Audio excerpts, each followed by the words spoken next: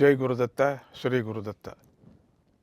అందరికీ సంక్రాంతి పండుగ శుభాశిస్సులు. పౌష్యలక్ష్మీమాత ఈ ప్రకృతిని సమస్త వస్తు సంపదలతో సమృద్ధిగా ఉండేలాగా అనుగ్రహించుగాక. ప్రజలందరూ సుఖ సంతోషాలతో జీవించేలాగా దీవించుగాక.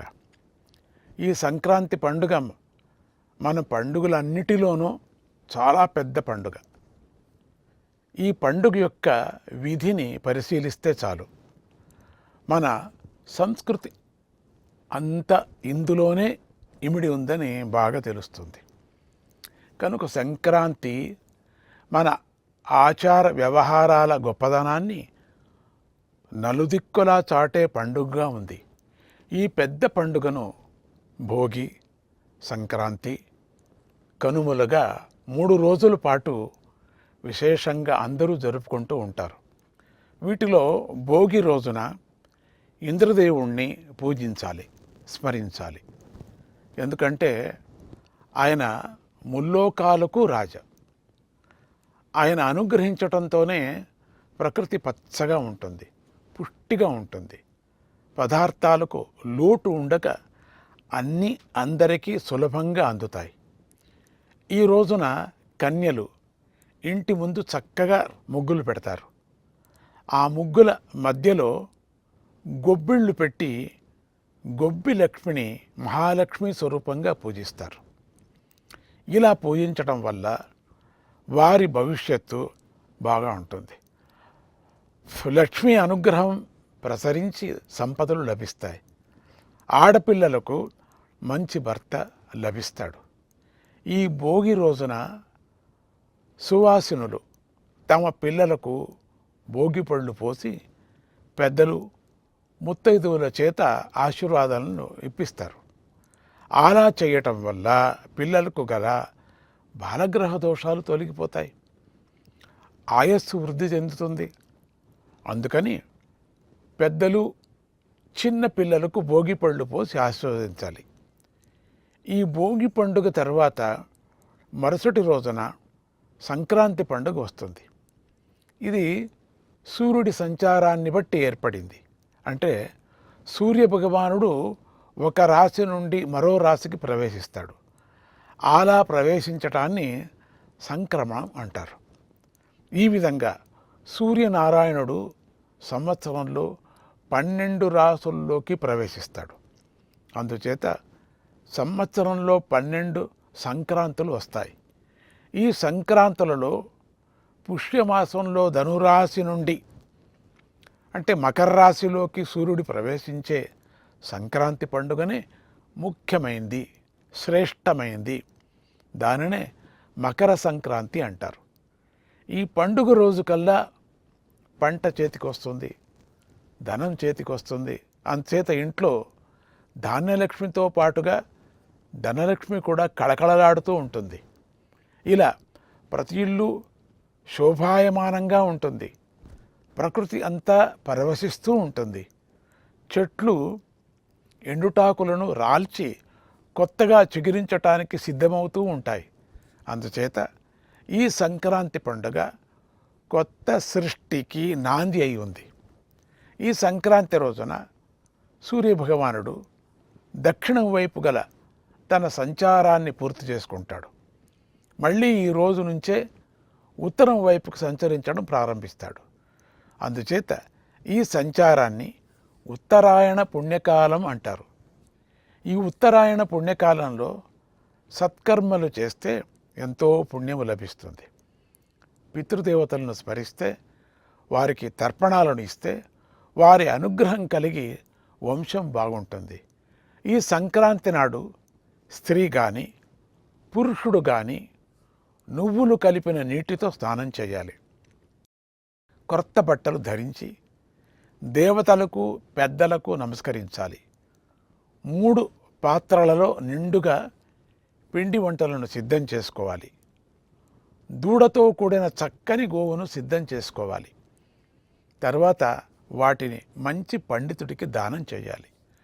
ఆ దానం చేసే సమయంలో నేను శివుడు, విష్ణువు, సూర్యుడు, బ్రహ్మదేవుల మధ్య ఎలాంటి భేదాన్ని చూడను. అంతటా నిండిన భగవంతుడు నాకు శుభాలను ప్రసాదించుగాక అని ప్రార్థిస్తూ దానం చేయాలి. ఈ సంక్రాంతి రోజున నువ్వులకు చాలా ప్రాధాన్యత ఉంది కనుక మొదటిగా నువ్వుల పిండిని శరీరానికి పూసుకోవాలి. నువ్వుల నీటితో స్నానం చేయాలి. నువ్వులతో పితృదేవతలకు తర్పణం చేయాలి. నువ్వులను దానం చేయాలి. నువ్వుల నూనెతో దీపం పెట్టాలి. నువ్వులతో ఉన్న ఆహార పదార్థాలనే తినాలి. ఇలా ఈ సంక్రాంతి నాడు నువ్వులను 6 విధాలుగా ఉపయోగించిన వాడు అదృష్టవంతుడవుతాడు. అతడికి అన్నిటా విజయం లభిస్తుంది. విశేషమైన పుణ్యఫలాన్ని ఇచ్చే ఈ సంక్రాంతి నాడు స్నానం చెయ్యని వాడు 7 జన్మల వరకు దరిద్రుడై పుడతాడు. అంతేకాకుండా రోగి అయి బాధలు అనుభవిస్తాడు అని శాస్త్రాలు చెప్పాయి. అందుచేత తప్పనిసరిగా అందరూ స్నానం చేయాలి. తర్వాత సమిధులను, కూష్మాండాన్ని, నువ్వులను, ఆవులను దానం చేయాలి. వస్త్రదానం చేయాలి. పెద్దలను, ఎడ్ల బండ్లను దానం చేయాలి. అంటే వస్త్రదానం చేయాలి, పెద్దలకు నమస్కరించాలి అని. ఎద్దులను, ఎడ్ల బండలను దానం చేయాలి. అలా దానం చేసిన వారికి అందరికీ సమస్త వ్యాధులు నశిస్తాయి, దుఃఖాలు తొలగి సమస్త కోర్కెలు తీరుతాయి.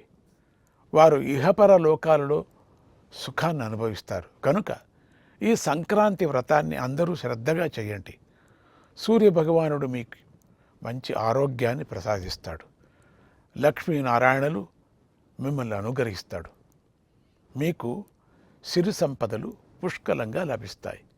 ఈ సంక్రాంతి శోభ 1 నెల ముందు నుంచే, అంటే ధనుర్మాసం నుంచే ప్రారంభమవుతుంది.